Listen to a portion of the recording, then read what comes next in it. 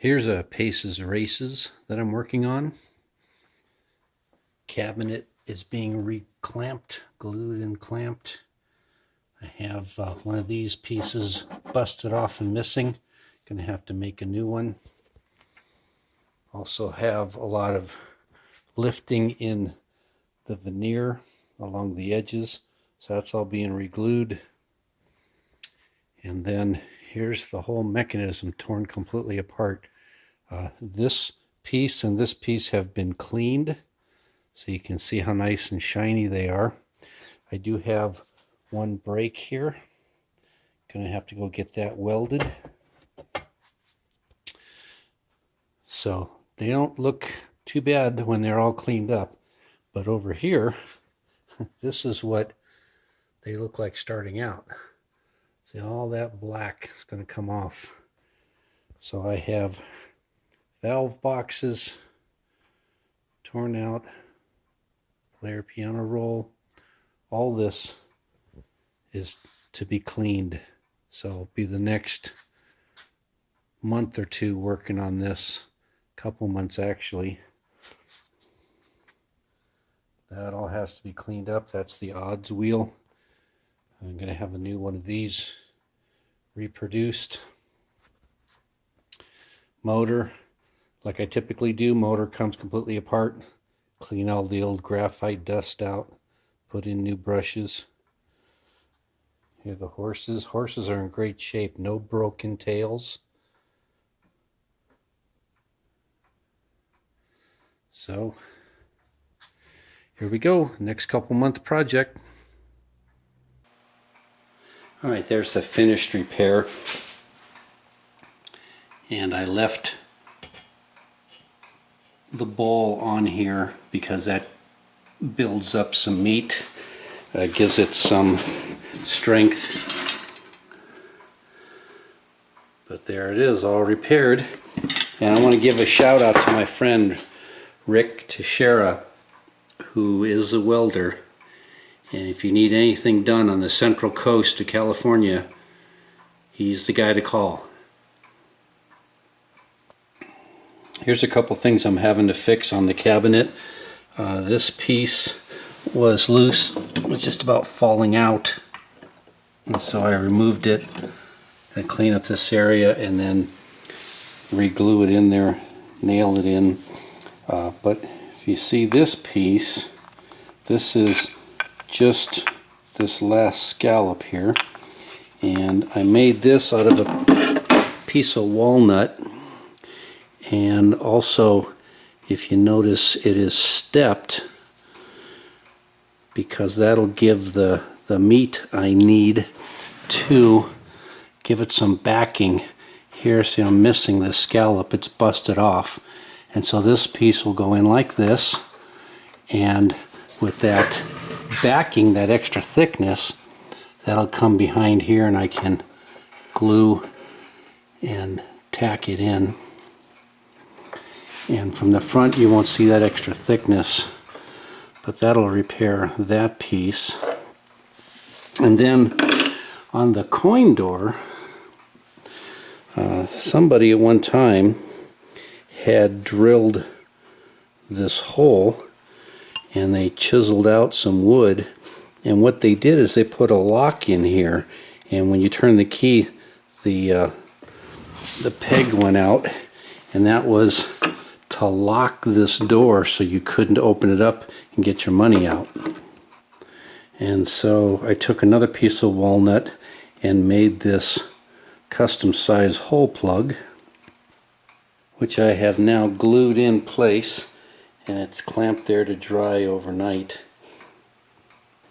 More gluing and clamping of the case, and on the lid had a split right here. Before and after. Sanding of the cabinet has started. Taking it completely down. And right here is a custom viewing panel that customers typically want when I restore these. So there's going to be a glass panel in there and allow you to see the mechanism moving. Starting on the player piano roll mechanism, gears that drive it,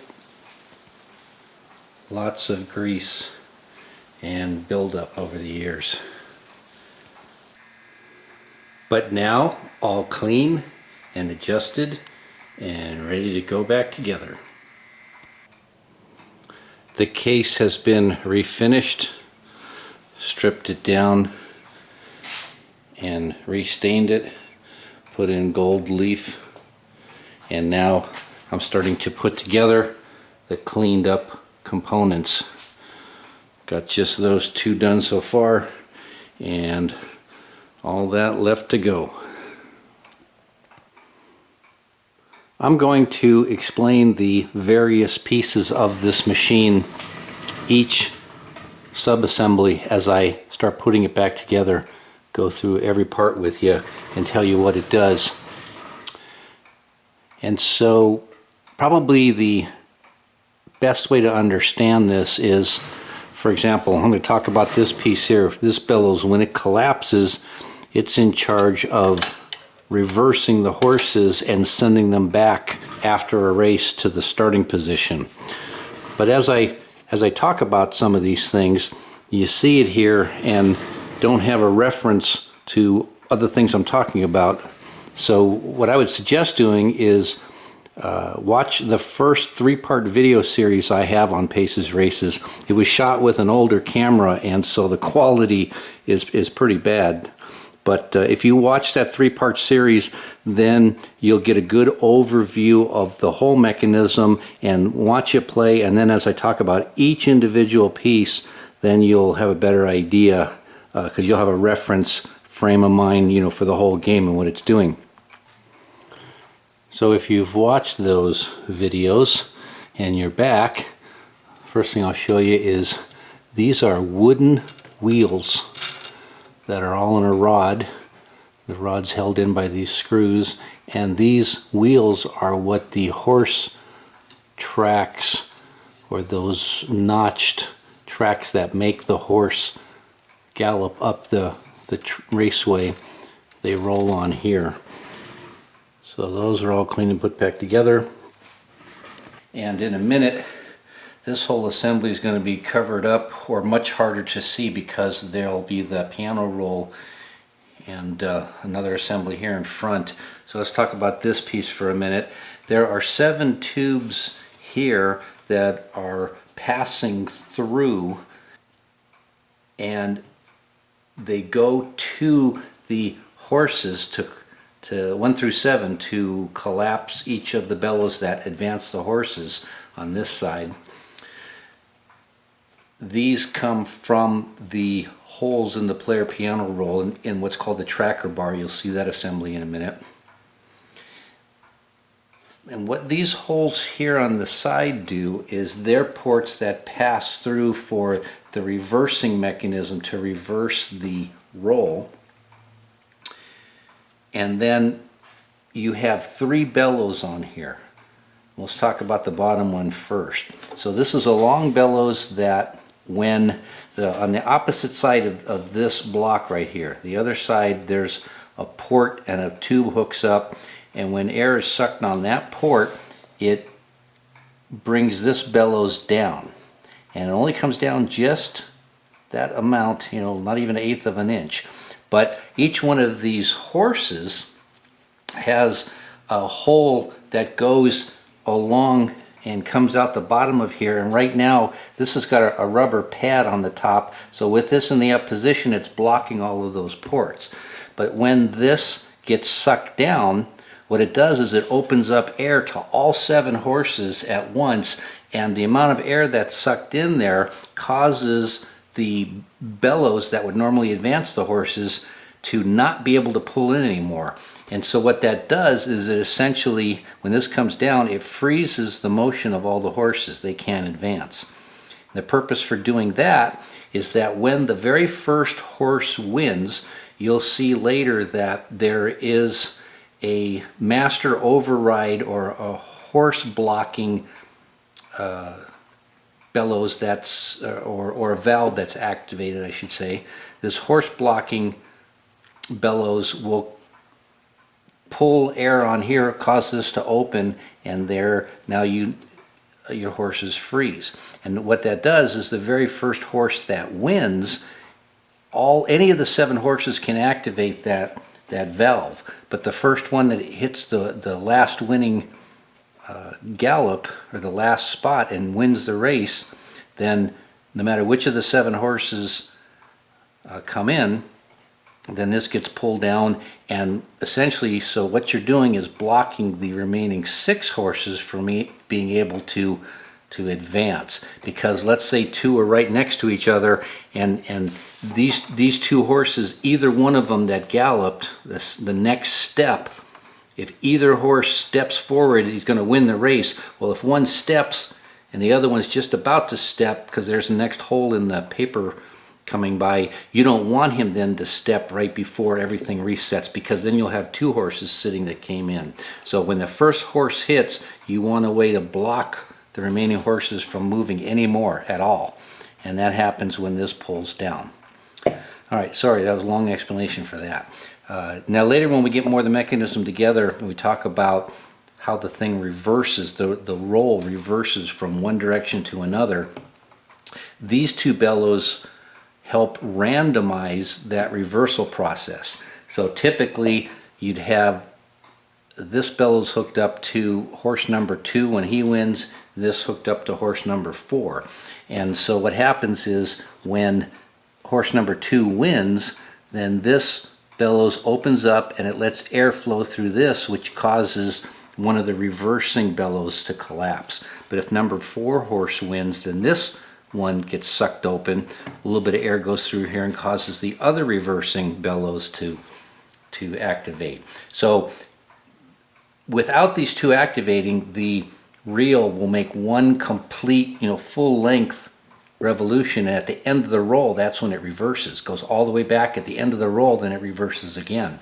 But if horses 2 and 4 win, then halfway through the roll, that either one could activate whenever the horse wins and cause the roll to reverse. So that was a way of randomizing the pattern on the roll so people couldn't memorize it. And if the owner wanted to, you can switch these from horse 2 and 4 to, let's say, 1 and 7 or 2 and 5. You could switch which horses hooked up to here. So you could always keep it really randomized and prevent anybody from ever learning your pattern. There's a wooden plate here that the tubes run under. There's more coming in, and this plate protects the tubes from rubbing against assemblies that are mounted above it. This assembly has several adjustments and several devices to align things that are worth taking note of. Right here, these 4 screws, and you have a slot that allows the roll and tracker bar to move side to side, and that's for the purpose of aligning this chain with the driving wheel up above. The tracker bar itself has one bolt here that goes down and touches the frame, but then the other bolt is in a special shoulder screw. This shoulder screw has a piece, or the top of the screw captures the top, and then there's a ledge, or there's another flared out piece underneath that is grabbing onto the bottom of the tracker bar. So it's captivating this, but yet it is stood off from the frame. And in that manner, when you screw this, then it has the ability to go in and out, and it adjusts the tilt of this tracker bar. So you want to adjust this so that when the paper is being pulled across it, this tracker bar is coming up and hitting both sides of the paper with an equal force. The other adjustment on this tracker bar is that this slot allows you to move the tracker bar left and right from there all the way to here, and what that does is it allows the holes to line up with the right slots or ports here in the tracker bar. Now on the rollers themselves, there's a couple adjustments. On this side, the roller is held onto a pin, or there's a pin going through here, and that's going into little notches there that captivate this, so that when the gear is turned, it's turning that pin, and then that's grabbing onto the roller and turning it. And then there's a spring. This spring right here is pushing on the other side of this roller and this roller, so it's providing tension so that the roller isn't just free spinning and the paper can unravel. There's spring tension holding these rollers. They spin freely and easily, but there is drag on it, so they can't just freewheel. And so to adjust the spring tension, there are two screws, one on each side. Then when you push that screw in, it pushes more pressure on here. And now when you're doing any work on this, if you take this apart, you need to make sure you get the rolls realigned as you put it back together. And the way I did that was I took a straight edge, a 12-inch steel rule, and I laid it across and touched this plate and come across, touch this plate. And when it's touching here and touching here, it should be straight across. It shouldn't be at an angle. And you can adjust the position of these two rollers by where these gears sit. So there's a square head nut there, and if you loosen that, this allows this to move on the shaft, and so that'll cause this roller to be more left to the left or right, and you got to get these two in line with each other. The tubes have been reconnected from the tracker bar to this bellows assembly, and so you have the 7 horses 1 through 7 here, and then these two outer ones are for the reversing. So when you look at the tracker bar, you have a total of 9 holes, but the two outermost holes are for reversing. One goes in one direction, one goes in the other direction for reversing. And then just to show you again, there's that shoulder screw that stood off from the frame so that it can go in and out and adjust the tilt of the tracker bar, and then you can have the tracker bar be aligned with the holes in the paper. There are 2 screws right here for adjusting the throw of the bellows. When this one collapses and activates it in one direction, you want to adjust this screw so that it hits this plate, and you make the transition reversing before you fully collapse this. And we're already in this position, so I'll show you on this side. Here, when this collapses, you'll notice that, all right, we made the shift and this is not fully closed yet, so that gives you a little bit of leeway or room. And then also you want to make sure that it's not fully extending this bellows, or when I go back, you don't want this fully collapsed and you don't want this one fully extended. So there, that's not fully collapsed yet, it reversed it, and see, this one's got just a little bit of room left, so I'm not stressing this bellows out while I'm collapsing this one, or vice versa. Collapse this one, you don't want to stress this one out, you still have a little bit of room there. I've mounted the reversing assembly for the piano roll, and the ports that activate these two bellows are on the back side of this block. I have a hose coming out here, and so when this bellows gets sucked in or collapsed, it reverses, so now this gear is driving this wheel and this roll, and when this side activates, it switches this gear up to drive this roll instead, or that end of the roll. And so when I suck in on the tube, like right now, that's what collapses this one. And if I move this to the other port, down here,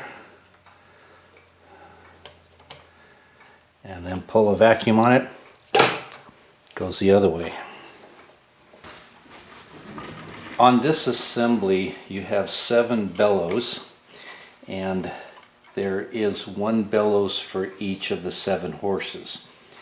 There are bleeder ports here on each bellows, and the purpose of that bleeder port is when vacuum sucks and collapses this bellows, as soon as the vacuum ceases, they wanted this to immediately expand back out and not have any delay in coming back to open position. So there is some bleed there, and it lets this open back up. On the top side, you can see that I've labeled these horses 1 through 7. So when horse number 1 wins, this bellows collapses all the way through horse number 7. And this will go to the odds assembly, which is directly above it. So horse number 1 winning causes this to collapse, and then this is what triggers the assembly above that turns this winner into how many coins are going to pay out, because we have a different coin payout depending on what the odds wheel ends up doing. And so that whole assembly has to go on later.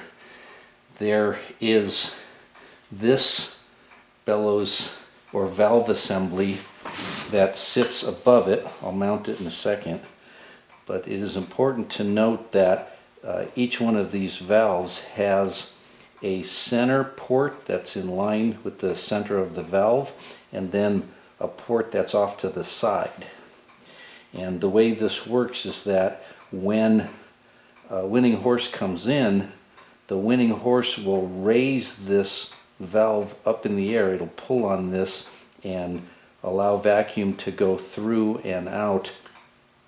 And it is important that this offset port is the one that goes to collapse this, where this center port is the one that's coming from where the vacuum is supplied. So the vacuum's coming up right to the center of the valve, and by opening the valve, you then allow the vacuum to transfer off to the side port and collapse the bellows. One interesting design note here is that on these valves, this is horse number 1 coming in, so that's 1 through 7, yet when these bellows collapse for the win, this is horse number 7 bellows over here. So the tube from this bellows goes over here to this valve. This is horse number 7, but it comes over to 7 here, and then number 1 comes over here. So they did a reverse. As I'm putting this back together, there's some screws that I can't tighten until I have the whole assembly together, and everything needs to be aligned at once, and spacings have to be proper between parts. So wherever there's a screw that I can't tighten yet, I have to wait until later. I'm putting blue tape over it to remind me to go back and make that adjustment later. Alright, I'm showing you on the coin head an example of where the valve is opened by a lever, and you can see that it opens up the valve here by grabbing on each side. This head is sitting in a slot, and then that opens when the valve raises. Where is it? Okay, there. But if I come over to the similar assembly here, when you get the winning horse, I have some of them that some of the head is busted off.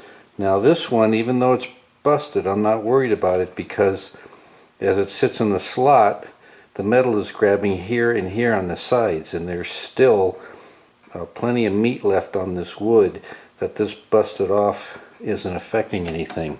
However, when we get over to this one, here it's broken off on both sides, and there's very little left for that metal slot to grab onto, and so this needs to be replaced. And so my fix was to remove all the broken pieces and turn it into a round diameter peg, and then I machined this new button for the top, and that's made out of alder wood, which alder is super hard, and that it will be very reliable. And you can see that it's pressed on there. It's a tight press fit, and it's glued in, and so now that brings it back just like an original one. And here's the block of alder that I used to machine it. Just chucked it up in my lathe and turned that diameter on it, and then drilled it and cut off the slice. These are the horse bellows, one for each horse. And on the back side they have hose coming out, and this will go to the valve box. And over here is the main vacuum pump, and I just had to put in a new port here. This old one was busted, and I have these collapsed right now just to maintain the shape of the fold and the bellows. This plate has to be able to flex, and there's a rubber pad under here. When the bellows collapses, that's pushing air out of this. So this has to be able to flex open, let the air pass out, but then when it expands back out again, then this shuts, and an equivalent one on the inside opens and pulls air out of the cavity that's in here. So this is a big cavity if I took this plate off, and this is where the main vacuum always is to run the whole machine. And so as you've seen in previous videos, you'll see here again, these are 4 different pumps, and they go slightly out of sequence with each other. So it's like a 4-cylinder engine pumping away. You always have one in the middle of exhaling the air out, while the other one is pulling the air from the cavity next door, and all 4 are at, like, 90 degrees out of cycle with each other. And so there's one more piece here that's important, and that is this. This is a bleeder valve for if you have too much vacuum, which when the machine's new and when everything is tight and adjusted just right, you have no leaks, this has the ability to generate more vacuum than the whole machine needs. And so what this would do is, it's spring loaded. There's a pad here which is currently being by the spring pushed this way and sealing, but when you generate vacuum, if you're not using all this vacuum that's being generated, then what happens is excessive vacuum will cause this to pull in and open that port, and so it'll let air in. So it's like a maximum vacuum safety port, because if you don't have the ability to relieve that negative pressure, you can actually tear up these bellows and destroy it. A few more pieces have now been put in place. The main vacuum pump is mounted to this frame, and the main valve box is here. It's mounted. I've routed a lot of the hoses or tubes through, and they're coming up, getting ready to connect to the next assemblies. There's that pressure relief or over vacuum port that I was just showing you, so it's located right there next to all the horse bellows. We'll come around and take a look at this side. You can see it going back together.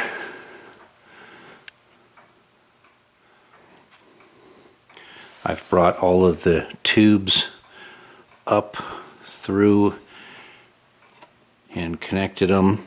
Here I still have the horse bellows tubes to hook up. They go along this side. And then the main vacuum chamber, that vacuum is transferred through this tube. That's a brand new piece into the valve box. Here we're taking a look at the payout mechanism. These are called the coin slides or the coin knives. And if I take this stack apart and take a look at it, you'll see that this first one, that has the thickness of 2 nickels. 2 nickels will fit in there, and they sit right in this hole. And then this next slide is also the thickness of 2 nickels. And so when it's sitting here, you'll have 4 nickels up through this. And then the rest of these, there's 4 of these plates, and they are all the thickness of 4 nickels. 4 nickels fit from top to bottom. And so there's 4 of these all stacked on top of each other. And down through this center hole, these are all the nickels are stacked up. So if the first slide by itself goes, it shears off 2 nickels. If you need to get and that's a 2-coin payout. If you need a 4-coin payout, then the bottom 2 slides go, each with 2 coins in it. Then after 4 coins, if you start releasing these bronze slides, then those being worth 4 nickels each, I had 2 and 2 is 4 from the steel, and the first bronze is 4 more, so that's 8. And then it keeps going in multiples of 4, so 8, 12, 16, and 20. So if all slides go at once, it shears off a stack of 20 nickels, and that's your payout. The slides are spring-loaded, so every one of them has a spring that goes here to the back, and it's pulling this backwards, and what's keeping it from sliding back all the way are these series of fingers going across. So there's a finger for each one of the coin slides. And so what happens is when you get a 2-coin payout, this bellows will collapse. And so by air sucking in on this bellows, you notice that only this bottommost finger gets pulled out of the way. And so during operation, all of these coin slides are waiting, and they move forward just ever so slightly to clear this little ledge or this safety stop here.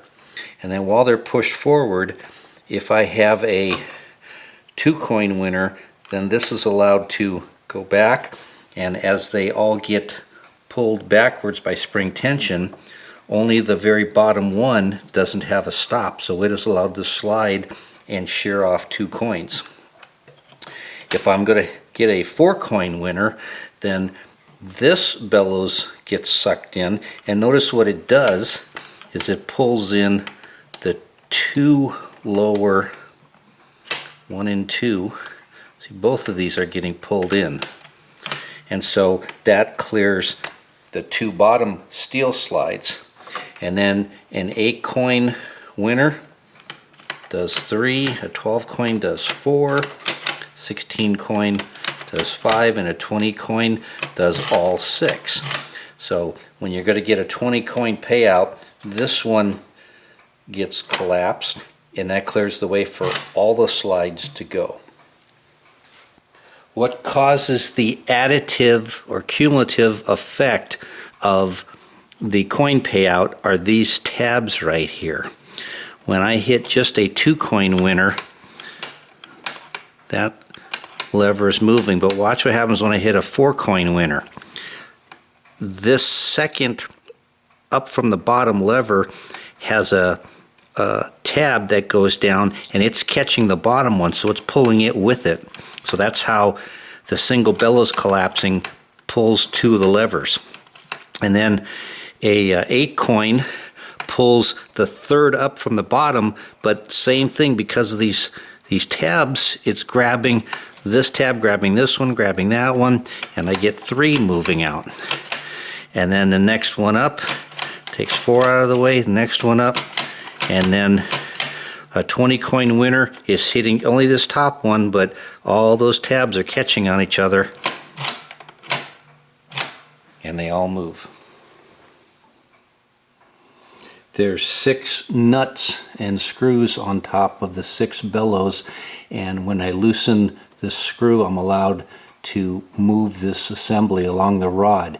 And so I want to adjust that to where when the bellows collapses, it's able to fully throw those rods out of the way, yet not completely collapse this. So I want to be able to pull in and hit my hard stop over here, but yet still have room for this bellows to go and keep collapsing. So all of them have been adjusted for that same thing. See, I still have a little bit of room left. This lever right here is a Payout Inhibitor, I would call it, or preventer. So with this lever tilted in this position, it's holding this coin slide, or I should say this bottommost coin slide has a bend in the end, and it comes up, and all the other coin slides rest against it. And so if all the coin slides are going to go, or even 1 or 2 of them, this one has to go first and they all go with it. But with this lever pushing against it, then it doesn't matter if these fingers pull out of the way, the coin slides are not going to go. This lever holds them. So this would prevent a payout, and I guess that's if the device was going to be played for amusement only and not pay out any coins. This is how you'd prevent a coin payout. And you can't prevent a coin payout simply by emptying out the tube, because when you put more nickels in and you're playing it, the machine self-feeds and fills up the coin tube, and so just playing it by putting nickels in, you would then fill this with nickels and it'll start paying. And so this will prevent a payout, but if I move this lever vertical, then I clear this bar, or I clear that L bracket, and now the coin slides can get past it and I will get a payout. Starting on this assembly next, it's the coin head. Pretty greasy, grimy. All needs to be cleaned up. All that comes apart to get cleaned. And on the other side is the coin head valves. So here we go. All of the coin head parts are from here to here, and they're starting to come apart. There's more disassembly needed. But right here is where your nickels go when you bet on the 7 horses. So there's a channel in here, one for each of the 7 horses. And then this is the mating half to it. And you can see all that black greasy grime buildup. So that's what the nickels are exposed to. And this is pretty typical for a machine that's never been taken completely apart after 80-90 years and been refurbished. So this would gum up the works and you get nickels sticking in here, but this will all be cleaned up. And one cute, interesting design feature that they did was, you know, the game is sitting level, and the top head of this, or the top half, this is all level, and so when 7 coins were to get processed down, they needed a way to move those 7 coins horizontally and then into the coin tube. And so as your coins fed down here, they would fall into these steps, and then this lever here, which I need to get cleaned up, but that lever was sitting in here and it was sliding back and forth, moving along and causing these nickels to move back and forth. Well, when they get over here and they drop down into the next step, and then that bar would slide back and it'd move them again, they'd step again. And so during gameplay, this bar is constantly oscillating left and right, and that moves the nickels down this stair step and causes them to fall out eventually and into the coin tube. The 2 halves of the main coin head casting is back together, and I will demonstrate the stair step mechanism with this slider bar bearing out the nickels.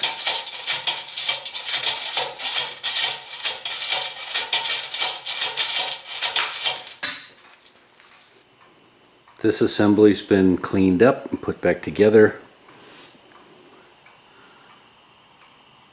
A little bit of difference there. All that grease and grime is gone. Here on the back side, we'll see this again later, but when coins are put in, the nickels sit along the top here, and on the other side, and inside of course. But this whole assembly here, what it does is when it's rotated, it pulls those coins down. And so when these levers rotate, all of these fingers will pull down like that. And on the other side, the nickels are in here and they get pulled down from the top level to the lower level. There is a spring-loaded bar right here. When I press on this, you can see these little tabs moving. And so what happens is those tabs are in a position where they'll hold on to the nickels. If I put a nickel in, the nickel sits right here, and as I slide this forward to load it into the coin head, the nickels still stay here because this spring-loaded piece is holding them, just catching the nickel on the very edge. But over here on this side, this little tab sticking out, when it hits this stationary point and presses in, then that will slide this and let the nickels drop on through. So watch, I'll do it slowly. Get it close. Now as I hit this, it's going to depress this and move this rod over. That allows the nickels to drop on through. This is a schematic I drew of the electrical wiring, and I'm calling these switches normally open coin present switch, a normally closed coin loading bar switch, and then the mercury switch. And so what happens is these 2 switches work together in sequence when you first load in any coins, bet on any horse, and then once these switches are closed both together, the series circuit lets current flow through and the motor comes on, and the light on top of the racetrack, and then the cabinet lights that I'm putting in, because I've got the see-through side panels, you can watch the guts. But then once the game starts up and gets into play, this mercury switch tilts and closes and then completes or keeps the circuit completed when these switches open back up again. And so the mercury switch close will keep the power going to the motor until the complete game cycle is finished, and then the mercury switch will open back up again. This is what I'm calling the coin loading bar, and the 2 switches that are in series are right here. So this one is normally closed, as you can see. When the bar is moved, the switch opens, and then when the bar is let to return, it closes the switch again. This switch, however, is normally open. Right now it is not making contact, and what causes this to close is this lever, which is attached to all of these other fingers. Every one of these fingers, there's one per horse, and as the nickels get dropped in, at first this is pushed back, and then the nickels drop in, and then these fingers are allowed to go back. And right now with no nickels, they go far enough forward so that this switch is open. But as I coin it up, as I slide this, this switch opens, and all of these fingers move back, which closes this switch, but they're in series, so this one's now closed, this one's open, so I haven't got a complete circuit yet. And then if any nickels were inserted, the nickels drop in, and all of those fingers go back, and they feel that there's a nickel there, or I should say the nickel prevents the finger from going all the way back to this position. It's now sticking out because the nickel's blocking it. And so what that does is it causes this to be rotated out and closes the switch.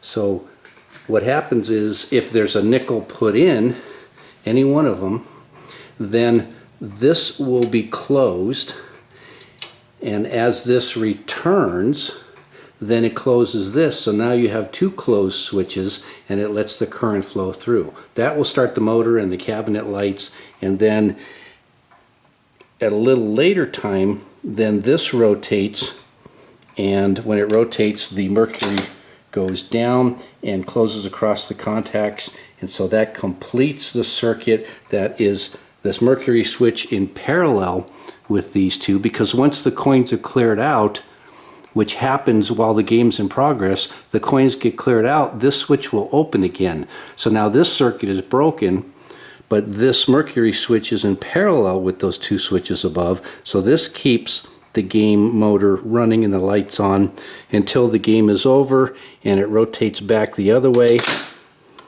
and the mercury switch opens up. Then the game shuts off. To show you that complete sequence, I'm dropping a nickel into the coin bar. So now as I start to move the bar, you'll see this switch open up, and you'll see the nickel fall right here as this finger is pulled back. And as this finger gets pulled back, this switch will close, but this one is open, so we don't have a complete circuit. Here we go. Now the nickel is here, and this switch has closed. This is still open. When I let the bar come back, this finger will come back a little bit, but the nickel will stop it, keeping this switch closed. And then when this one closes, now we have a complete circuit. So closed and closed, the game would now be running, and then the mercury switch will take over in parallel at a later time. What happens during gameplay is there's these other fingers which take all of the nickels and drop them down into the next position. So I'll simulate that now. Alright, and so this brought the nickel from horses played to now it's registered. There it sits, and this is where the coin head pneumatic will look for what horses got bet on when it comes time to determine if there's a winning payout. So the next set of nickels that are put in to start the next game will clear these nickels out as I hit this again. But before I do that, notice that moving this down opened this switch up again. So I have open and closed. This circuit's broken, but the mercury switch is still in the closed position, allowing the game to finish out.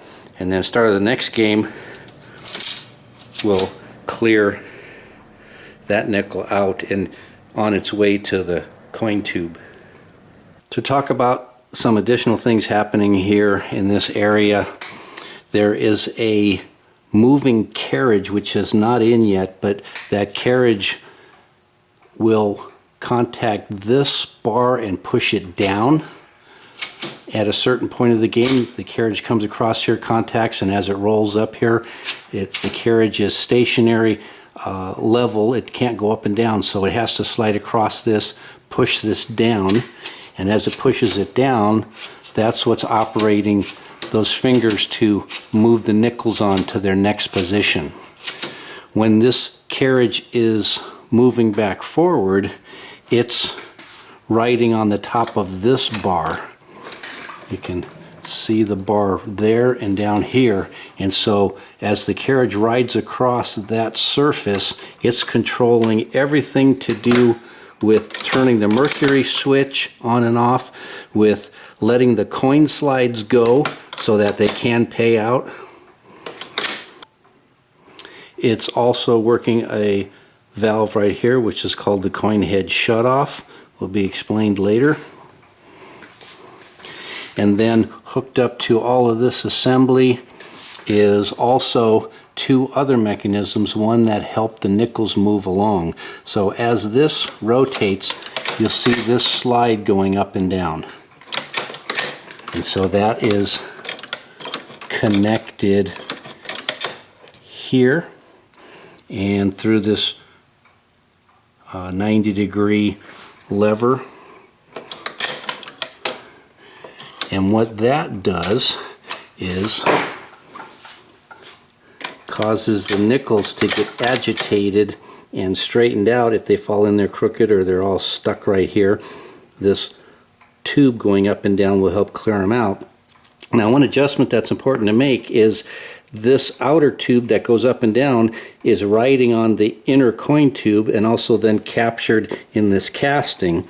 So it's important that you have some clearance, you don't have any binding, and you can achieve that clearance between this tube and this casting, so this has room to slide, by these screws here. If you are the nuts, if you loosen the nuts and turn one or the other, you move this back and forth so you can center that up and you don't have it more towards one wall or the other.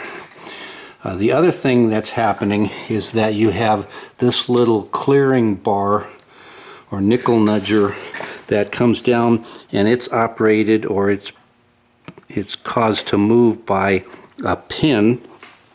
Come around on this side. So this pin right here, when this lever rotates and moves, then that pushes or lets go on that, and what happens is the top of this lever goes over and sticks through into the coin tube. So when we have this carriage running back across this arm and pushing it, we have that sleeve going up and down, and we also have this bar coming in and out. So any nickels that are piled up in here, this little rod will push the nickels and they'll drop down and come out into the coin bag, which is sitting right here. So I'll show you that operation again. That arranges the coins and then that pushes them on. If we fill up that coin tube, which is where we get our payouts from, any additional stack gets sheared off and becomes our profit. One more lever to talk about while we're in this area is the lever that you see moving up and down. It is also controlled by this main mechanism. What happens is when this is at this position, it's because the moving carriage, which you'll see later, is back at the home position pushing this down, and what that does is it rotates this lever up. Okay, now that I got it to focus. So this lever is rotated up in the air, which clears this pin and allows the pin to move. But when the carriage goes towards the other end of the game's in play, this bar rotates down and grabs onto that pin. So the pin can't move. Well, what that pin does is it is attached to our coin loading bar. So with this up in the air, that means we want the player to be able to load coins in. See this move?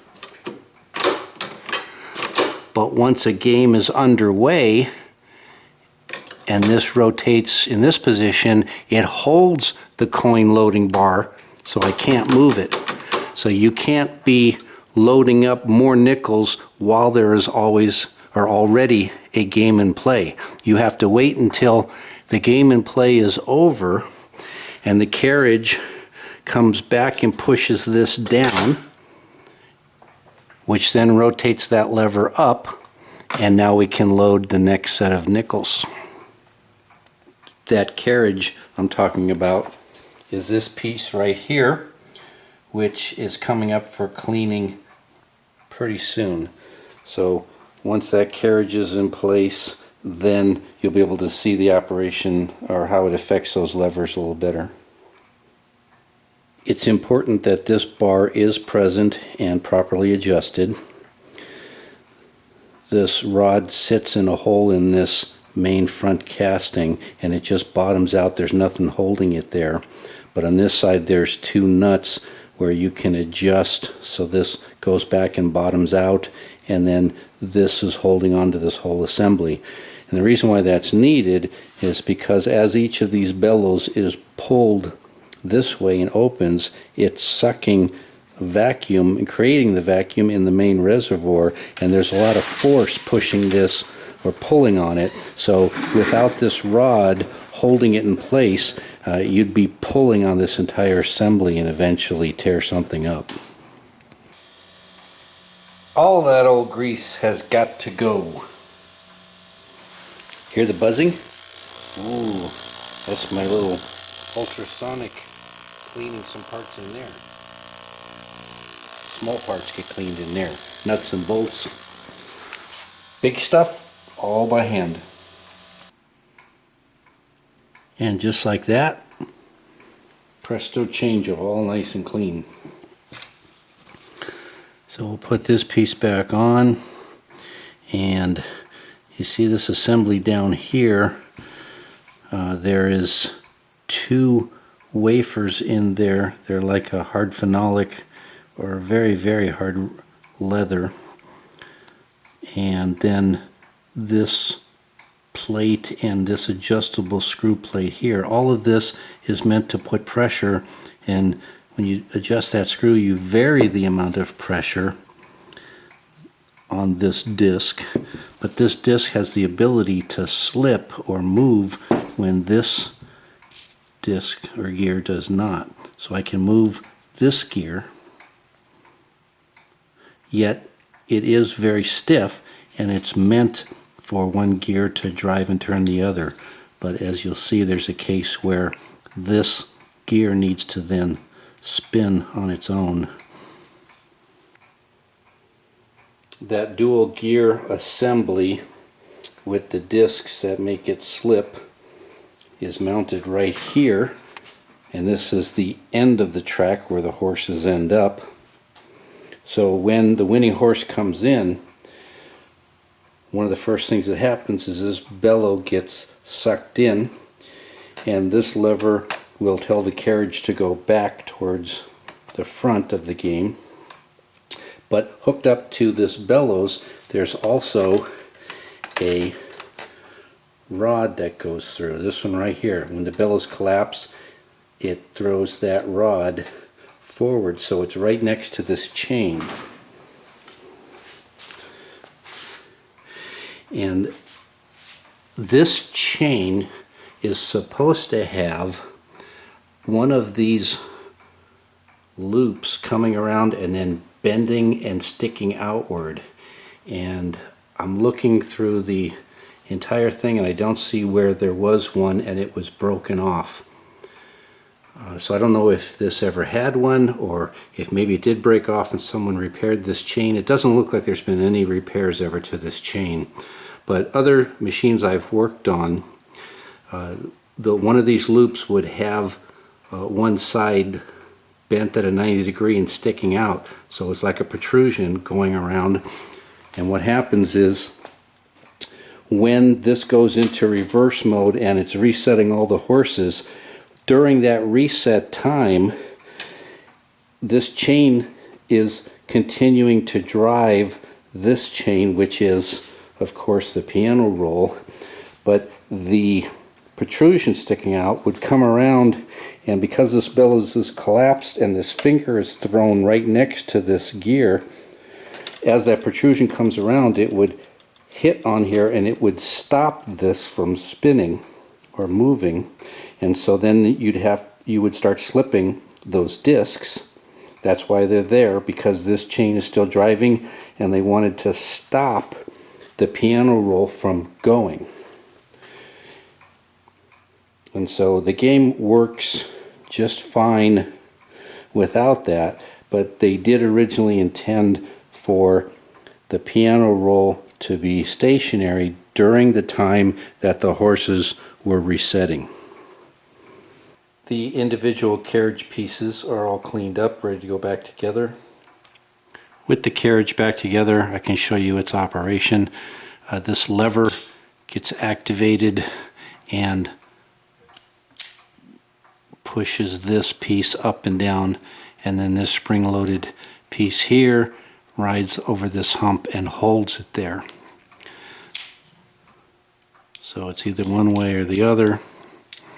And on the back side you can see that that's pushing these pieces, these protrusions, either out or in, and the chain, the main chain, goes through here and through here. So in this position you have the chain getting captured by the top half, which means the carriage would go in one direction, and then in the bottom half is freewheeling, spinning through there or passing through. And then when this lever goes the other way, then this disengages from this chain, but down here we engage, and so the carriage goes in the other direction, because the chain is always going through in the same direction, spinning around. So when this goes up and down, it's catching the chain and either pulling it one way or pulling it back the other. With the coin valves back onto the coin head, you need to adjust these fingers just by bending them gently, and make sure that as you bend them you're not putting any pressure here on the valve. You don't want to rip this pouch. You need to adjust these so that when this collapses and all of these fingers pull in, without any coins, they clear, go all the way through, and there's nothing that catches this finger and causes it to open up. If you have horses that are paying off and the horse did not win, check to see if there's a problem with this valve, because let's say horse number 2, for example, wins and you didn't bet on him. If this valve is open, then that's going to simulate that you bet on number 2. So then after you make sure that this main bellows collapsing, none of these are interfering or hitting any place, then you want to put nickels in and make sure that when this closes, that the nickel pushes this open, because this does sense that a coin is played on that horse when this is open. Here's an example of betting on horses 1 and 3. You can see the nickels in there, and when this main bellows collapses, you can see that these fingers are going to hit the top of the coin, and these 2 valves open, the rest of them stay closed.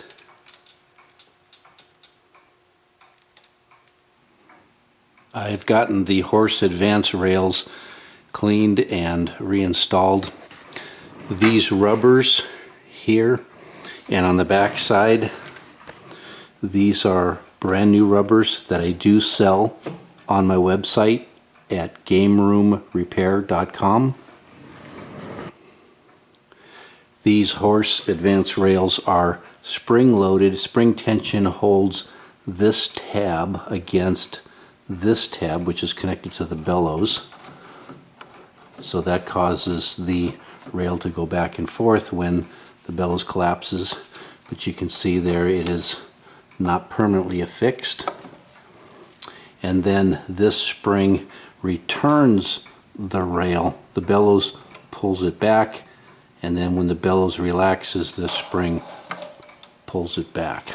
And if you look at the notches, how they're all lined up, you can see that when this collapses, you'll notice this goes just a little bit more than one complete notch. And that will then cause the horse to gallop one position forward. At this time, I've also begun the installation of the interior cabinet lighting, which is a custom add-on. So I have one here and one on this side. And then when I restored David Copperfield's machine, the Magician, he had me add these aluminum heat shields, which in retrospect, that was a great idea. I need to give a shout out to him for thinking of that. But these lights will cause these pillars to get warm, but with the insulation of these heat shields, they no longer get warm. So that was a great idea.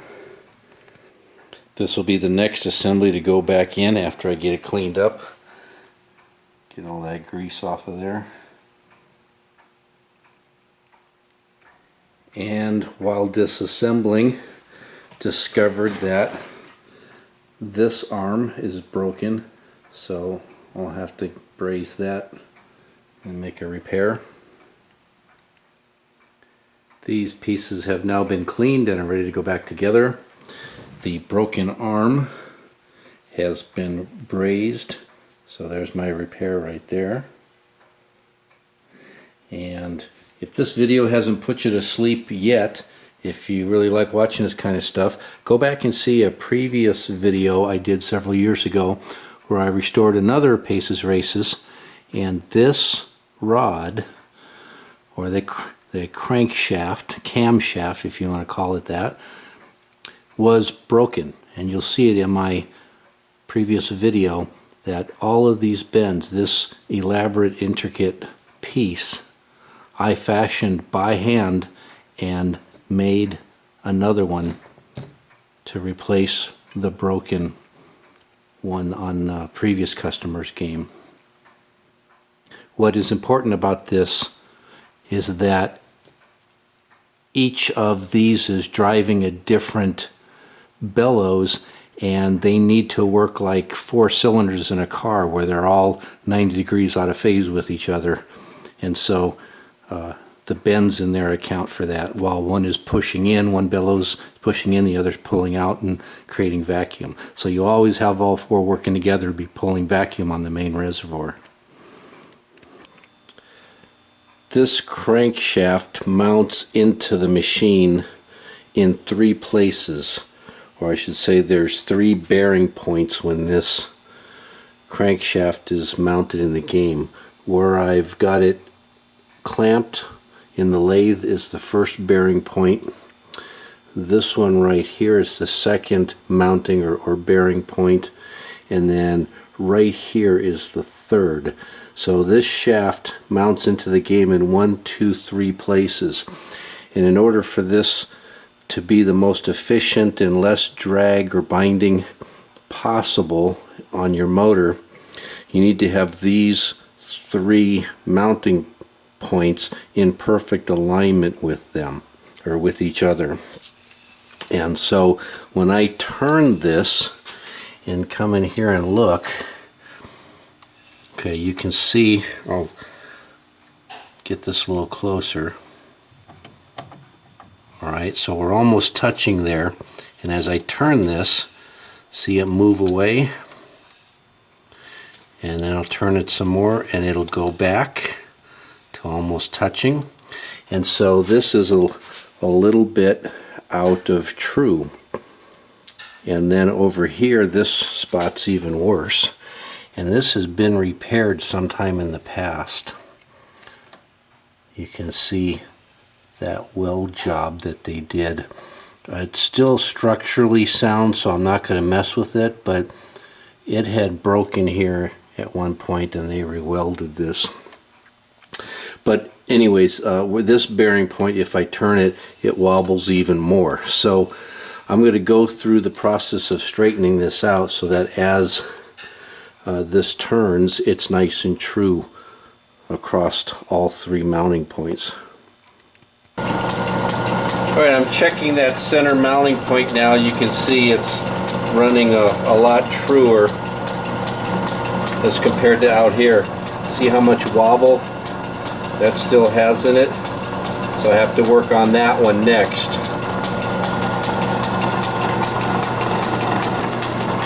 Alright, still a little bit of run out in here, about 20 thousandths, but it's much better than it was, so this will be good enough to use in the machine. The other thing that has to be in perfect alignment is where that crankshaft mounts, or the actual mounting points of the crankshaft. So that would be, this is one, this is the second, and then over here this is the third mounting point. And so if I place a straight edge across those three, get in here. Alright, what I noticed was when I touch the mounting points, because that's where the bearing is going to mount, on those two holes, I'm touching this side and touching all the way over here on this side. And when you come across and look at the center one, there's a good like 80 to 100 thousandths gap in there. All right, see that? And so right here there was a gap on that straight edge, and so if I were to screw the bearing down tight, it would be pulling on the shaft right here in the center. The shaft would pull in, so I have to put a couple spacers or washers on these bearings. Those are the bearings, and two of these come together, and the crankshaft goes through that hole. The three bearing points, or three mounting points, go through three of these bearings. So they sit in there like this, and the shaft goes through it, but that one in the center, that's set back slightly, so that would want to bow the crankshaft. So that one will be built out with a couple spacers so that all three are in line with each other. The camshaft is mounted now, and that center mount, as I mentioned before, has washers here to space this off and make the three mounting points, 1, 2, 3, all in line. And this spins free and easy, no problem. So now we're on to mounting the pump arms. I have cleaned up the horses and these mounting brackets that the horses sit on, and so now what I'm doing is testing that each one works properly. If I go and find the bellows for horse number 5, which is this one right here, what I'm doing now is making sure that each time the bellows pulls in, it goes and clicks, or you get a good amount of distance between here as it moves it forward to the next one, so they can catch the next step. So here I will do the bellows again. Alright, you see that gap, closing up the gap, pushing the horse forward.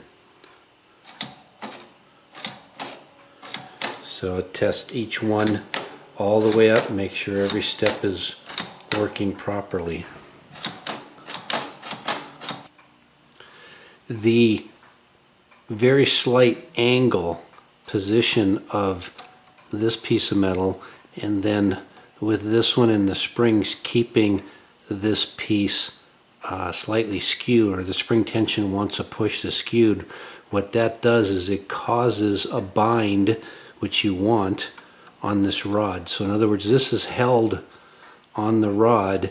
What's important about that is when I collapse the bellows so that this rake goes backwards, we don't want the horse to drag backwards, we want it to stay right in the same spot. So with this slight bind, then when the rake goes backwards, the horse stays in the same position. But now when the bellows relaxes and we start to push here on this metal, this then pushes here and straightens this vertical piece out, so there's no longer a bind. And once it straightens out, then that's what allows it to move forward. But I cannot pull it backwards right now because it's, see, if I held this up in the air like that, I can't pull this. I'm trying to pull backwards now. I have to straighten this out. If I push forward, straighten it out, now I can slide it backwards, but not while it's in this very slight angle. So that's what all these springs do for you. And then this is the 7th horse, so it has one more unique lever and spring, and that lever is to trigger the odds wheel, which you'll see a little later when it gets back together. Here's a slightly different angle so you can see that same action occur.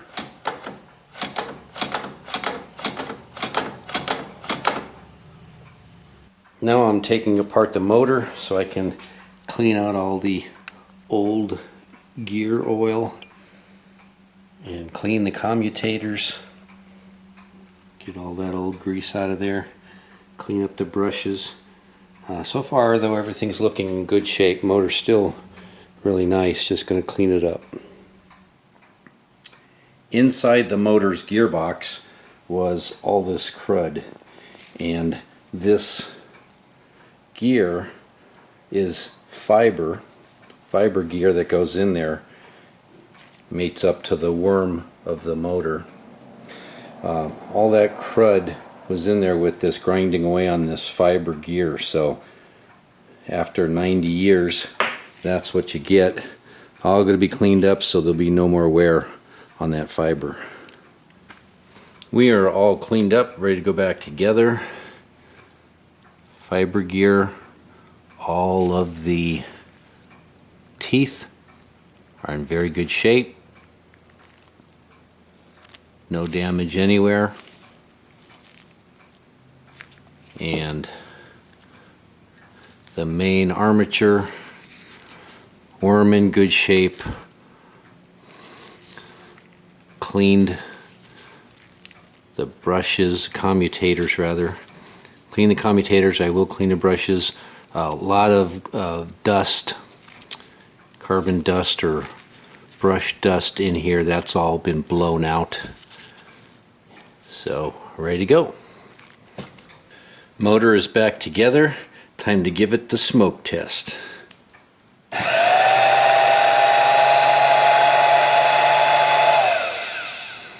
And all new gear oil inside the gearbox, so we're good to go.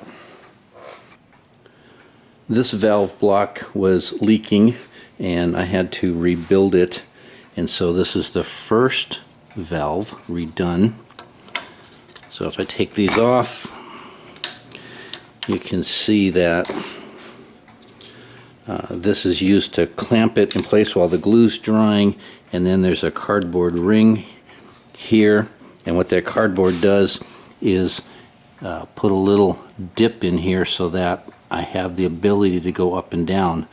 I got to have that movement or travel. And so these are the pouches that I've remade, and you've got a little leather ring right there that's glued on, and then that seals against this center nipple, and that's what closes it off and creates or seals it, shuts off the vacuum as being pulled here. When this goes up, then vacuum is allowed to transfer over into this whole chamber and pull vacuum on this side. And so you have to have the source of vacuum coming from this center hole, because it's going to pull down on that center piece and seal against it. So I'm going to do the other 6 now, and that's why I've got this block made up, so I can do the whole thing at once.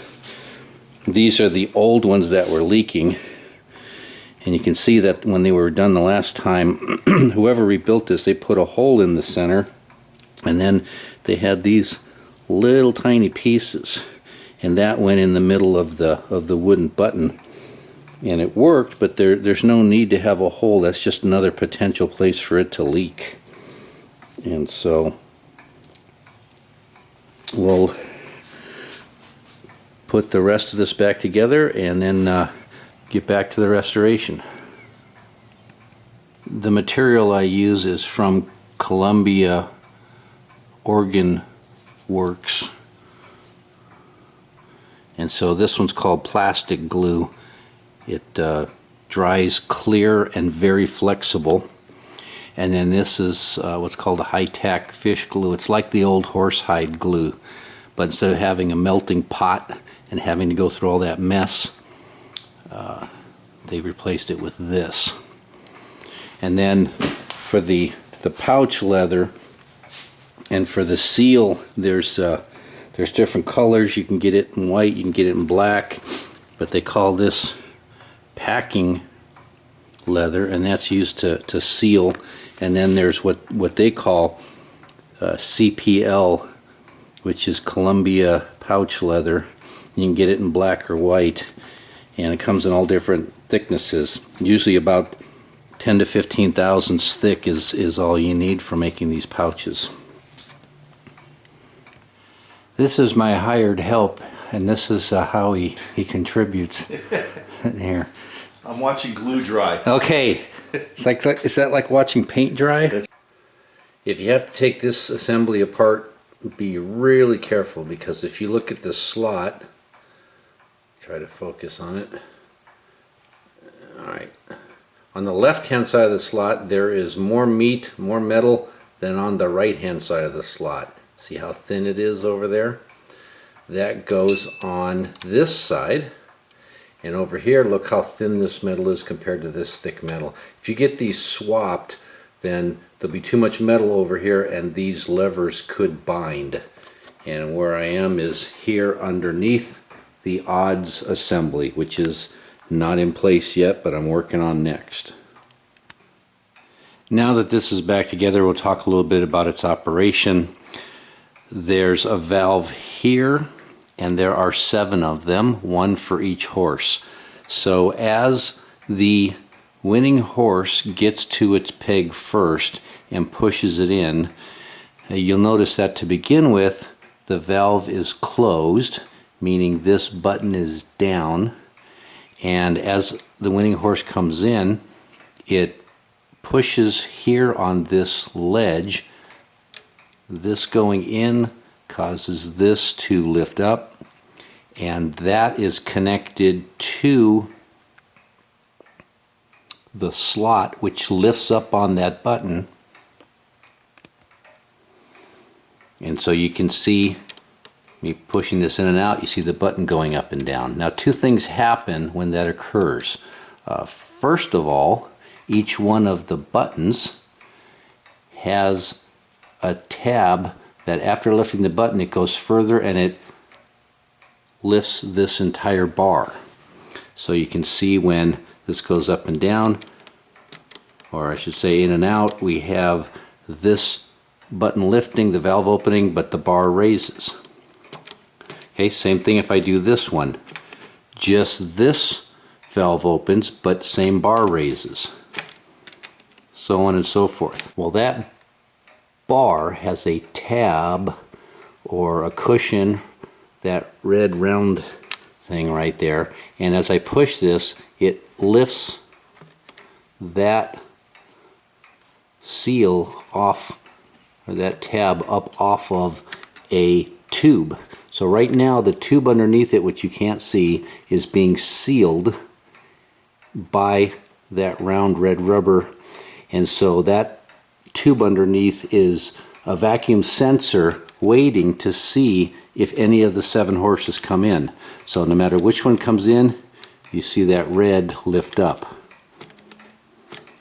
When the red lifts up, it lets air go into that tube, and the tube comes down and goes to the valve stack, which opens a valve and then lets air come and take this entire long bellows underneath and collapse it. We've talked about that before. Collapsing that bellows lets air flow in through all the remaining horses so that no additional horses can make any movement. So this is the horse shutoff that freezes all other horses in their current position when the very first horse comes in as the winner. At the start of the next race, one of the first things that happens is that this carriage, which is going under all the horses and holding the horses back, the carriage also is responsible for returning the horses from the end of the track to the beginning. So we're sitting here at the beginning point, and as the carriage moves across, these rollers are on this rail, and the bottom roller will hit and interfere with this rod, but as the carriage keeps moving, it pushes on this rod and pivots this. It comes up and pivots this, and what this does is reset whatever horses won. Now I've made several, pushed in several as the winner, so as I simulate this roller hitting right here and pushing, you'll see that to the right hand side that bar resets right here any horse that had won. And there's extra play in here because the amount of movement needed to make that roller go all the way over and finally get past this and flip back off, we had to have this little bit of extra adjustment. Because see, I'm bottom, I first move, hit, and then this top one stops, but I have additional movement left to go. And then on the return, when the carriage is coming back, it hits this side and has to be able to get past it, and so that's why we have this a bit of extra leverage, or I should say play or ability to get past it, because we won't need to use that feature again until we start the next race. So the reason why we don't reset anything till the start of the next race is so the winner is always sitting there and you can see who it was that won. Yeah, the horses will retract to the beginning, but as we'll talk about, there's one additional thing that happens here when I get the rest of the decorative cover panels on. There's a flag that pops up with the horse's number, and so this has to stay in to show you which horse won from the previous race. Then whichever one of these valves open up, or pouches, to say that's the winning horse, then that tube where air vacuum is transferred through to goes underneath and is allowed to collapse the bellows of the individual horses, 1 through 7. With a little bit more of the machine back together now, I'm going to talk about the pneumatic operation. On the drawing that I created, this long rectangle is that long bellows that goes underneath all of the 7 horses. And we've talked about how when this bellows collapses, it opens up an airport to all 7 horses so that the horses stop. In addition to that function, there's also this tube right here which comes out and goes down to this, which is the coin head shutoff valve, and that is located over here. All right, so this is a valve that's in series between that long horse blocking bellows, and then when it leaves here it goes up and over to this valve which runs the coin head, and the coin head is that assembly there. And then coming out of the coin head we have the 7 different horses, and going up to this assembly here, which this is the valve stack that's at the end of the racetrack. So this is a series circuit of several different valves and bellows that has a couple different functions. So when we start up the game and the carriage goes all the way to this side, the last thing the carriage does is push this lever here and stop, and now so this bellows is expanded and the carriage will sit here till the end of the race. When the game starts up at that point also, this long horse blocking bellows does pull down, and so it lets air come through here. It's being blocked temporarily, but it then is allowed to pass on, because as the game starts up, this mercury switch, which is in the off position, it does toggle to the on position, and then it stays on for the entire game. Well, that linkage is also pulling on this and opening this up. So when this opens up, now it stays open for the length of the game. And what that ends up doing is we have a coin head bellows collapsing at the start of the game, but there's 2 reasons that occurs. It collapses once to hold all of the nickels that are in the lower position, and it wants to hold them so that when the fingers behind that push the coins down, when those go back up again, if there wasn't anything on the front side holding the coins, then those fingers in the back, which have to go up, would drag the nickels back up with them. So this collapses once to hold the nickels in place, and then when that horse blocking bellows is allowed to go back up and seal all the horses off, then we have the race starting. All the horses advance up, and then the first horse that hits and wins, if you remember I said there's this rod across here, or bar, which any horse winning will cause this pad to lift up and open an air port.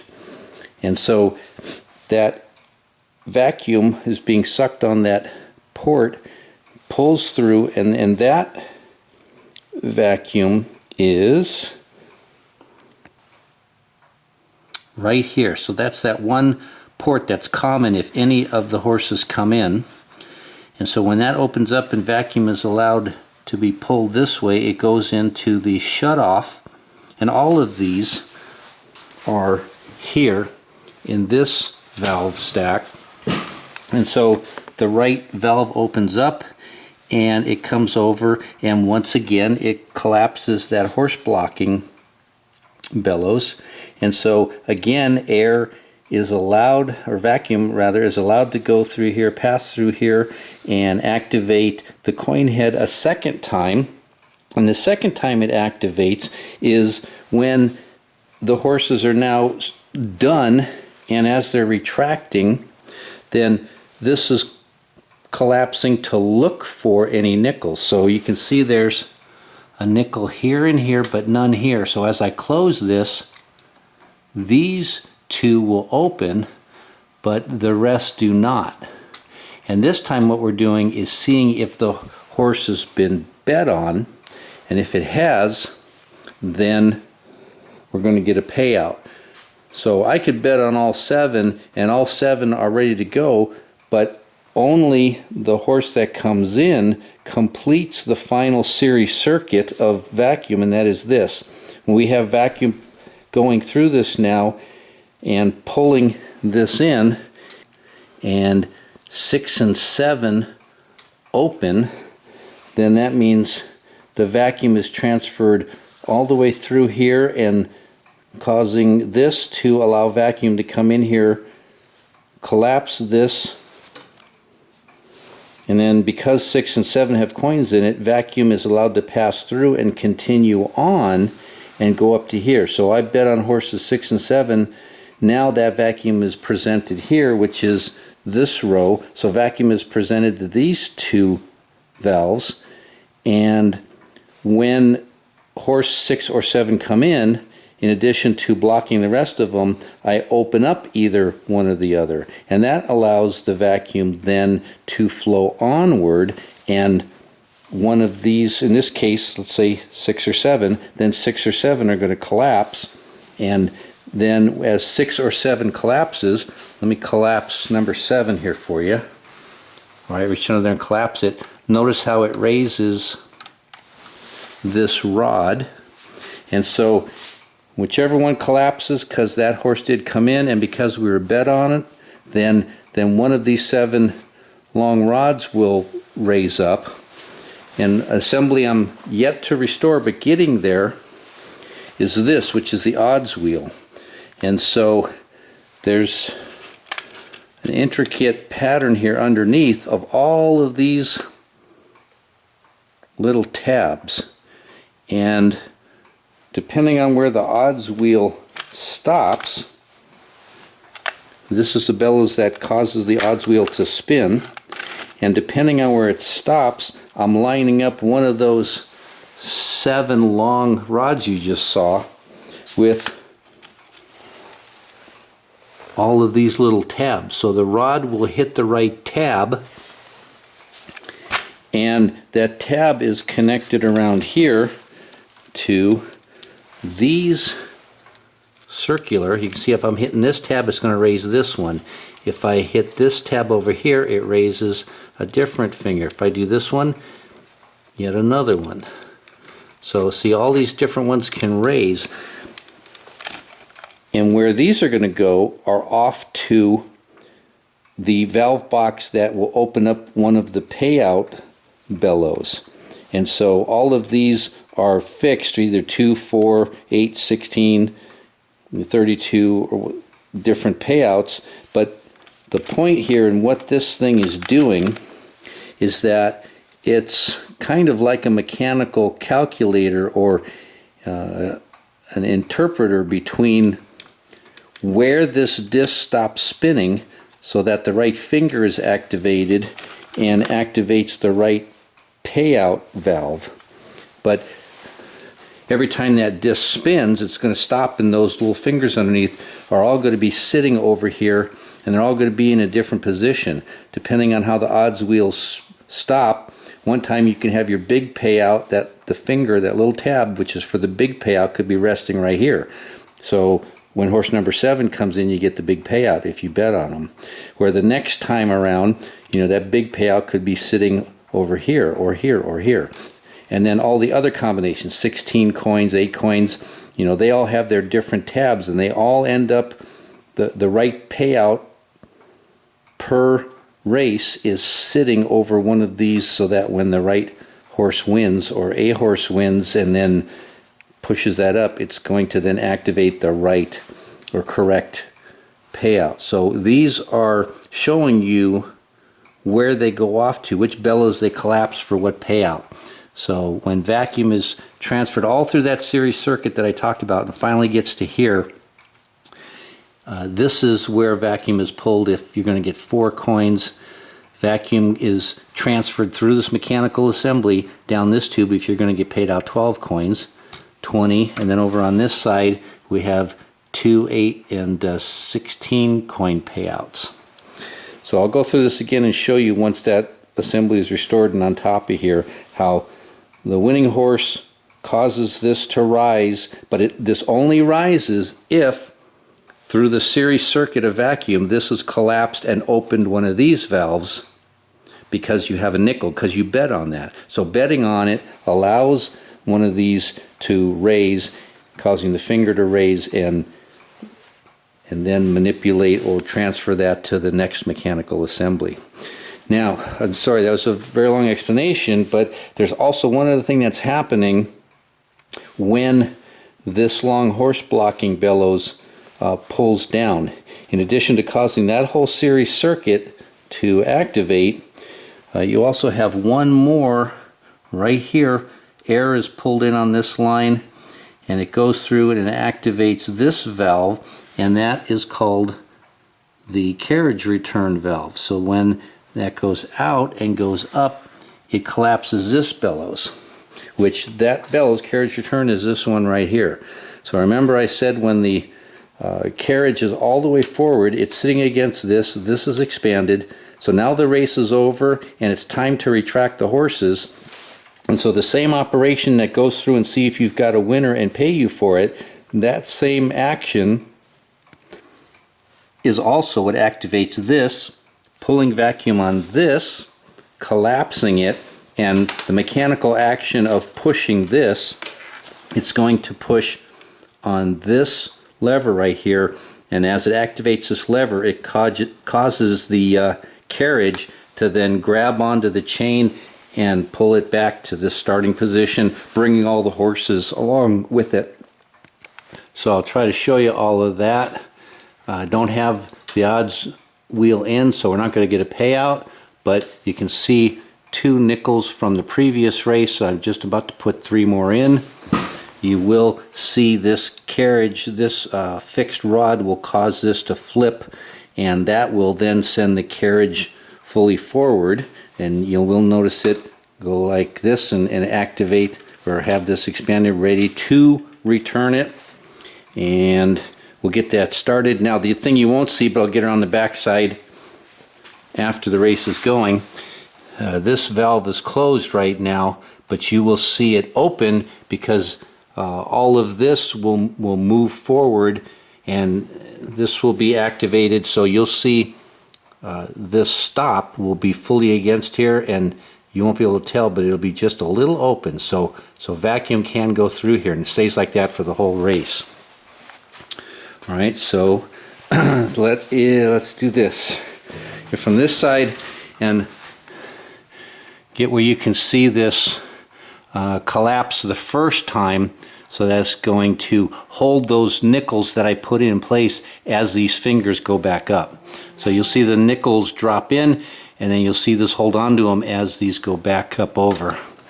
Dropped in place. And that's holding. And then that pushes it down to the next one. All right, horses are moving. Notice that the chain is always going one way, but this is sitting there. When the horse gets to the end, watch how this collapses.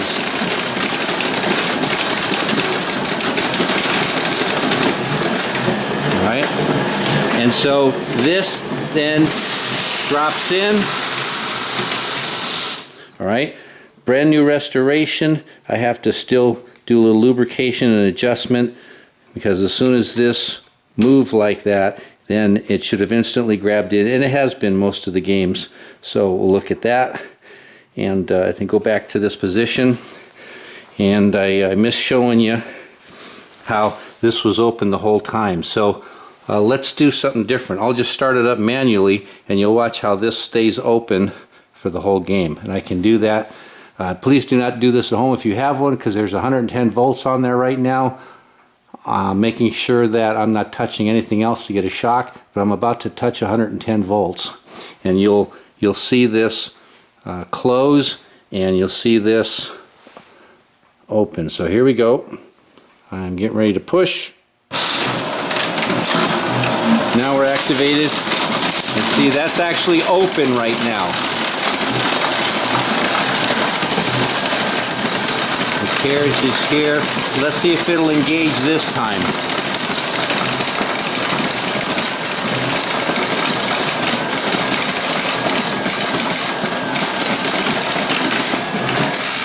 All right. When I rebuild these, a test that I do to make sure that the stack here at the end, and then also all of these levers are working properly is I have the whole odds wheel removed, and I've put tape across here so that as the coin head bellows collapse, it simulates that every horse has been bet on. So with every horse bet on, whichever one comes in, it's going to raise that pouch, which will raise the corresponding lever here.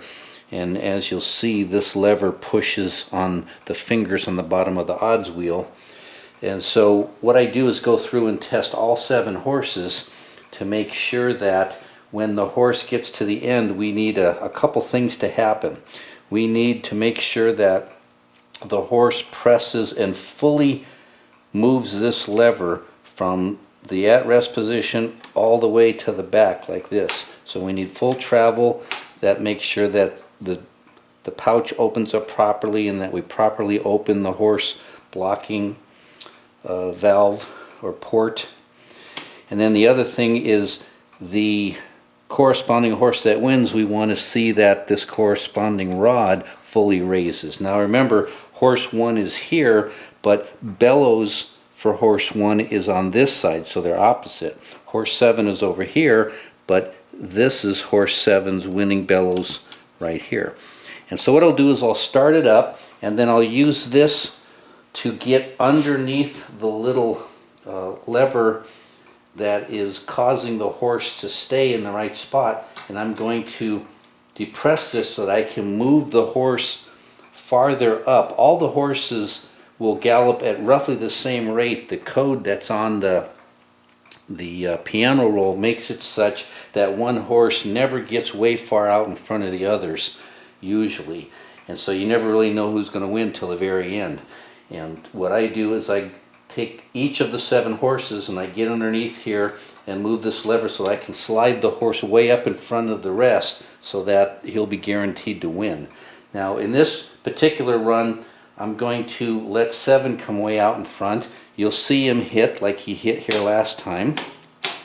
And then you'll see this lever raise up. So I'm testing to make sure that I fully depress this and then also fully raise horse number 7. So here we go. Start it up.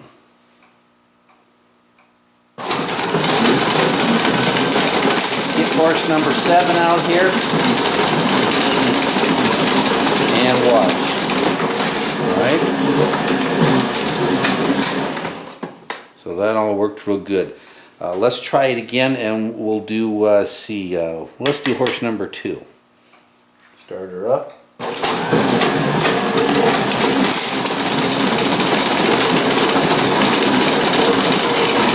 Now we should see that one. So that fully raised and this is fully depressed. So I'll go through and check all these. This is the last major mechanical assembly inside the machine that needs to be cleaned up. So get started on this, get it back together, and then give you some information about how it works. And starting to put the odds wheel back together, and this shaft, you will notice that there's a hole right there. Goes all the way through to the other side. There it is. And the purpose of that hole is to be able to oil the shaft, bronze shaft in there. So you put a drop of oil in there and it gets into that bearing and keeps the thing spinning freely. With the odds wheel back together, I will now explain its operation. So through a window, when all the castings are on, you see just one row at a time. And this corresponds to horses 1 through 7. And so horse number 1 will pay 2 to 1, horse number 7 pays 4 to 1, horse number 6 and 5 pay 8 to 1. And then down here are ports that when any of these 3 levers or fingers get raised, then it opens up an air port, and so I have 3 on this side and 3 on this side, and that corresponds to all the different types of payouts: 2 coins, 4 coins, 8, 12, 16, or 20. And then there's this series of curved rods across here, and I have marked them with red dots and with numbers. The number is what payout. In other words, when this bar raises, that is a number two coin payout. And so this is the number 2 coin or 2 coin payout port. When this one raises, then that's going to come over here and raise that. So that's a 4 coin payout. 8, 12, 16, 20. So when I'm going to get that payout, that's the bar that raises. And then under here, we have a bunch of fingers that are all kind of randomly spaced. Doesn't make much sense, but really all of this together, this piece, this, all of this, and the horses down here that raise these bars, this and all of that makes up the computer or computing system that determines your odds payout. So remember, when horse number 1 comes in, I'm going to raise this bellows here, raising horse number 1, or horse number 1 winning. That bellows raises, so it pushes this rod, and the length of this rod, it's this long because underneath here it could have to go along any depth and grab one of these fingers. So what I'm saying is those seven rods you just saw, when this is all assembled, those 7 rods come right along the bottom, and all 7 rods come right out here. So the dot that I've placed, that red dot, is right in line with horse number 1, that bar or rod. And then horse number 2 bellows, when it comes up and its bar comes up, it hits this one. Horse number 3 hits this one. Horse number 4, 5, 6, and 7. So they're all right under here, and whichever horse comes in, that bellows will raise one of these. Now when you look at the top, I currently have, this would be the slit that you can see, or the row of numbers. So horse number 1's paying 2, and we talked about this, 5 and 6, pay 8. And so let's look at this. If horse number 1 comes in, which is right here, horse number 1 is going to raise this up, raise this, and look which one it's raising. It's raising the 2 coin payout. All right, well, horse number 1 raising this bar, opening the 2 coin payout, horse number 1 is paying 2 to 1. Now, what about horse number 2? Well, that's the next one over. The bar for the bellows and bar for horse number 2 would hit this and raise this up. Notice it's raising the 4 instead.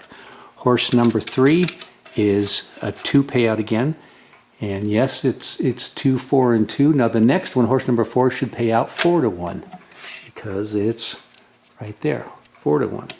So we go to horse number 4, and if it comes in, sure enough. Now remember we said horse 5 and 6 are paying out 8 to 1. Well, when I go over to where those bars are underneath, these fingers are farther back, but here's raising horse number 5. Oh, look at that, 8 to 1, and horse number 6, next one over, 8 to 1. And then the last one, horse number 7, is here in front again, and when I raise it, oh, that's a 4 to 1 payout. And sure enough, horse number 7 was a 4 to 1. So when horse number 7 goes by and opens that odds wheel port and this spins, then when it lets go, it picks new odds. And now this time, look at this. We're in 1, 2, 3, 4. Horse number 4, if that comes in, will pay 20. Well, if I go look at horse number 4 down here, that's 1, 2, 3, and where 4 is way back here, but I'll find it and push it up, and the 20 bar is raising, opening the 20 payout port. And then if I had something like a 16, let me try to see if I can find a 16. That went past it. Okay, so now, oh, right here, port number, or excuse me, horse number 7 is going to pay 16 to 1. So this is horse number 7 over here, and when I go all the way back and find its finger, look at that, 16. So if you notice, every time this spins, it it shuffles all these around so that they line up with the proper bar they have to raise up, opening the proper port. So the whole thing's a mechanical computer for odds and payout. Down in the coin tube, we talked about that sleeve that slides up and down, and also this finger right here which pulls in and out. And the other function that these things do, besides what I told you before, is that once the game starts up, you'll notice the sleeve raise up so that as nickels are coming out of the coin head, they have a better chance of falling in the tube first and filling it up, because we always want to keep this tube full to pay out. So you'll see the sleeve raise when I start the game, and then it'll stay that way until the very end of the game.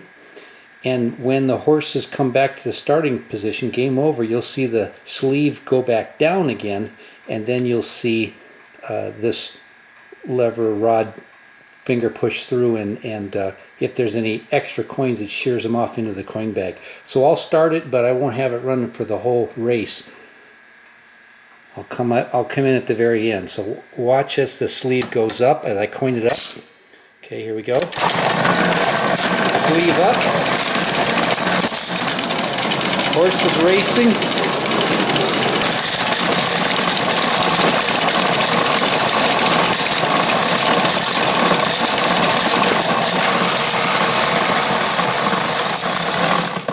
Right, and you did see one nickel did work its way out and fall in, and then the sleeve went back down, the finger popped out, and they thought of just about everything here mechanically to make this thing run just like it should.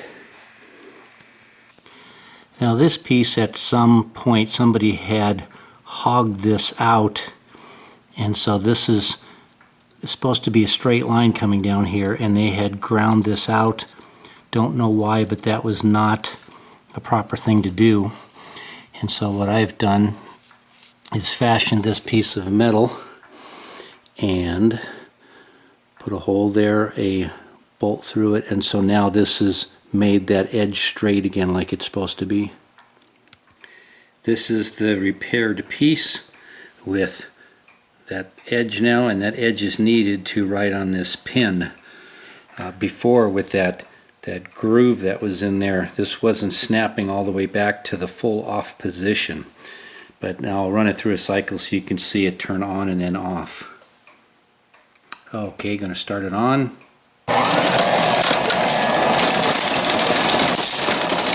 And now the mercury switch is closed. And there we go to the off position. And because this has been built back up, when this pin pushes it, it's able to go past the center, and the spring then snaps it into the off position. All of the mechanical pieces are back together. I still have all the trim pieces to do, but let's walk it through a cycle. I've coined it up here fully.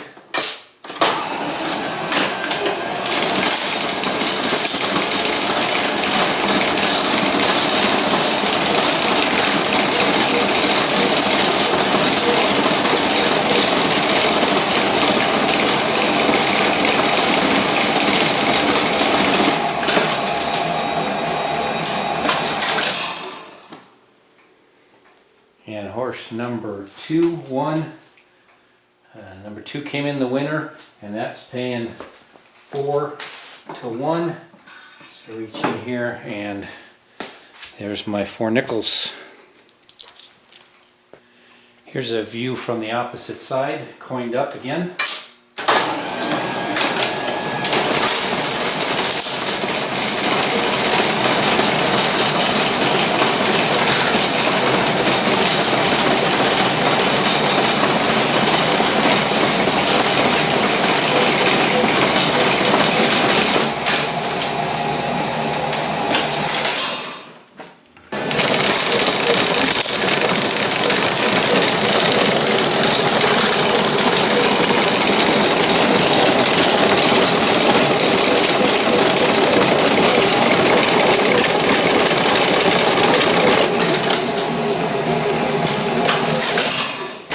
And that time, number 7 won. See that? And 7 was paying 4 to 1.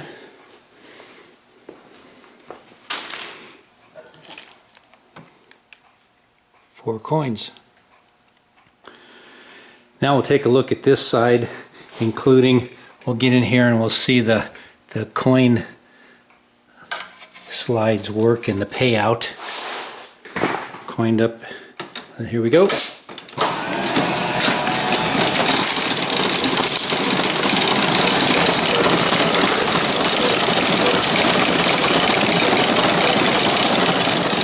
All right, get ready for that winner. Here it comes. Oh, there it is.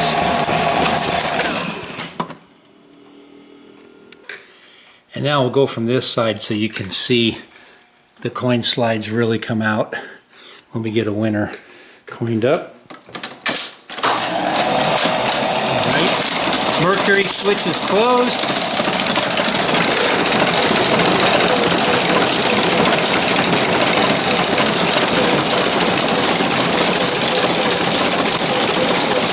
All right, here we go. Get ready for the payout.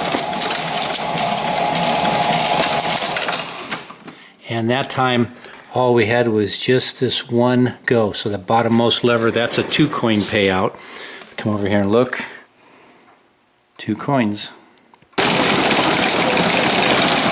Okay, this time number 3 wins, which is a 16 to 1 payout. And you can see how many of these slides, these coin knives, all sheared off a big stack of coins.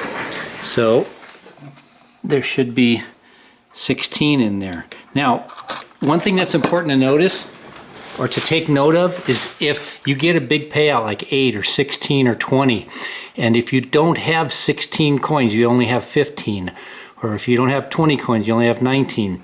These knives or coin slides are a fixed thickness, and they were built that way due to the thickness of the buffalo head nickels back in the 30s.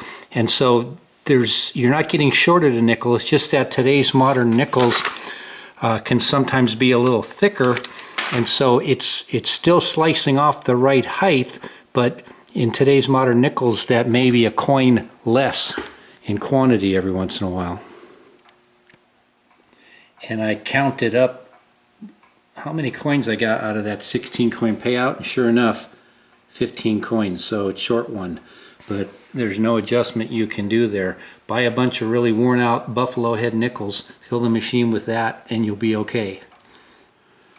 All the decorative panels have been repainted.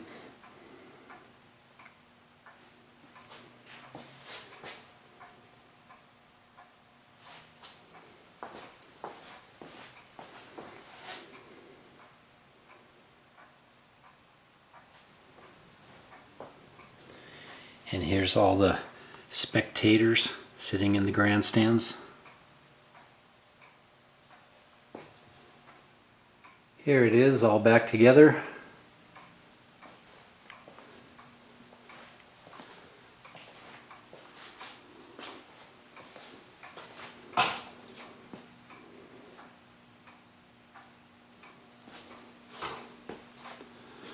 And I have the glass panel on the side so you can watch the mechanism play.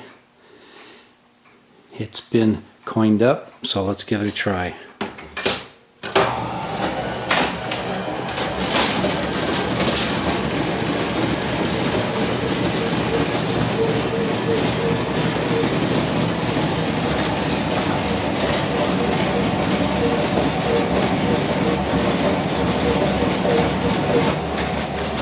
And number 4 paying 20. We got the big payout. Hey, look at that. What do you know? 20 coins. Coined up again.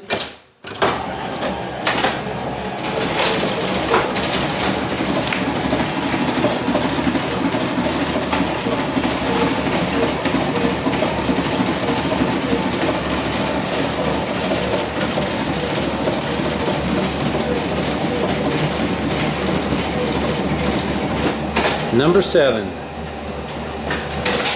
paying 4 to 1, 4 coins. For more information, visit GameRoomRepair.com.